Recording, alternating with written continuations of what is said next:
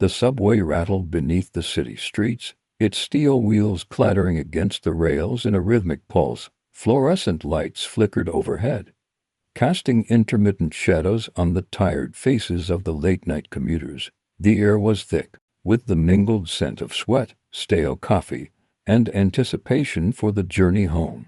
Marcus Ellis gripped the cold metal pole beside his seat, his eyes calm but alert as the train lurched forward.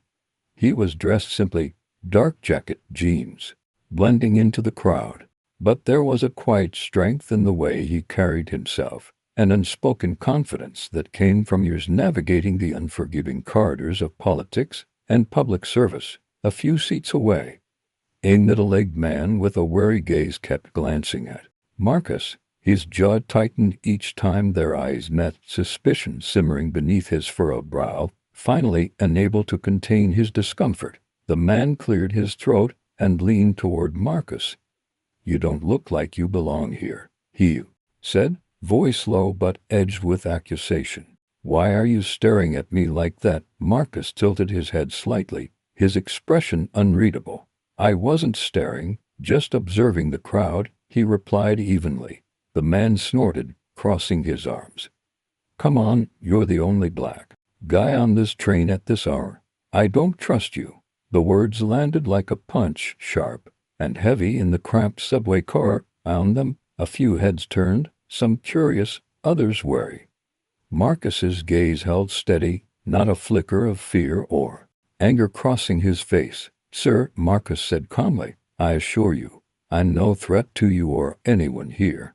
"Then what's your business here? What are you really doing on this train?" The man's tone hardened. Marcus inhaled slowly, then exhaled, as if releasing the tension in the air. "I'm on my way home, just like everyone else. But I also serve this city as a city council member." The man blinked, surprise breaking through the suspicion. "City council? What does that mean?" Marcus's voice softened but remained firm.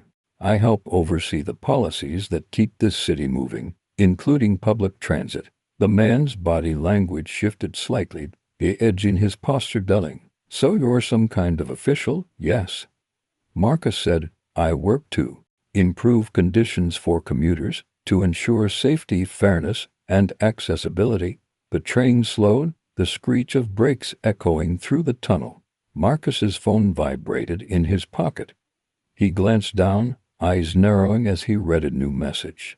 Man noticed the change. "You okay?" Marcus folded his phone away, a faint crease of concern crossing his face. "Something urgent has come up. It seems there might be an issue on the next stop." The man's curiosity piqued, but he kept his distance. "What kind of issue?" Marcus didn't answer immediately. Eyes scanning the car, alert.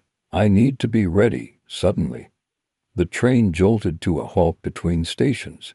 The lights flickered, and the murmur of anxious voices grew.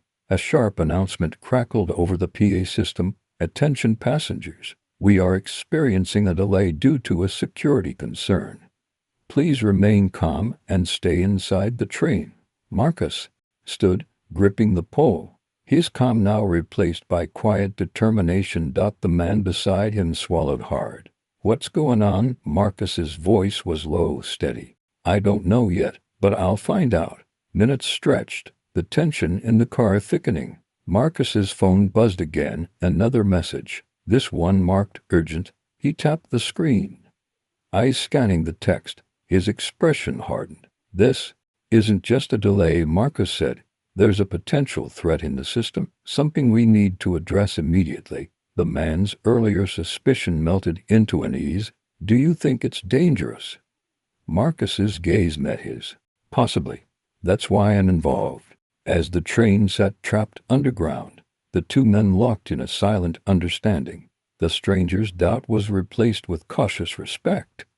Marcus reached into his jacket and pulled out his city council ID badge.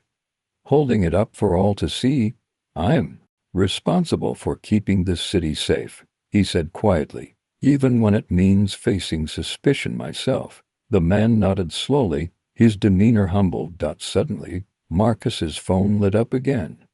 A new message revealing a lead that could expose A conspiracy threatening the entire transit system. His eyes widened. This is bigger than I thought. The lights flickered once more. The train lurched forward, inching toward the next station. Marcus's voice dropped to a whisper. I have to act fast before it's too late. The man leaned in. What are you going to do? Marcus looked out the window into the dark tunnel ahead. Find the truth, he said. Subway train finally pulled into the next station. Lights flickering overhead as it came to a hesitant stop. Marcus's heart beat steady but fast, his mind racing to piece together the fragments of the messages he'd just received. Something dangerous was lurking beneath the surface of this city's transit system, and he was the only one who could stop it. The doors slid open with a hiss, but the announcement crackled again. For your safety, passengers are asked to remain on board until further notice. Marcus glanced at the man who had earlier accused him of suspicion. Now, that man's gaze was filled with concern, a silent acknowledgement that Marcus's role was more than just a title. Marcus's phone buzzed again. This time, it was a direct message from an anonymous source. Meet me at platform 3B. Urgent info about the threat. The train operator's voice interrupted the tense silence. Attention. Due to an emergency, the station will be temporarily closed. Passengers with business on platform 3B are advised to remain vigilant. Marcus's jaw tightened. This was no coincidence. Someone on the inside was trying to warn him. But why stay anonymous? The man beside him leaned in cautiously. You are involved in something bigger than a simple delay, aren't you? Marcus nodded. More than that.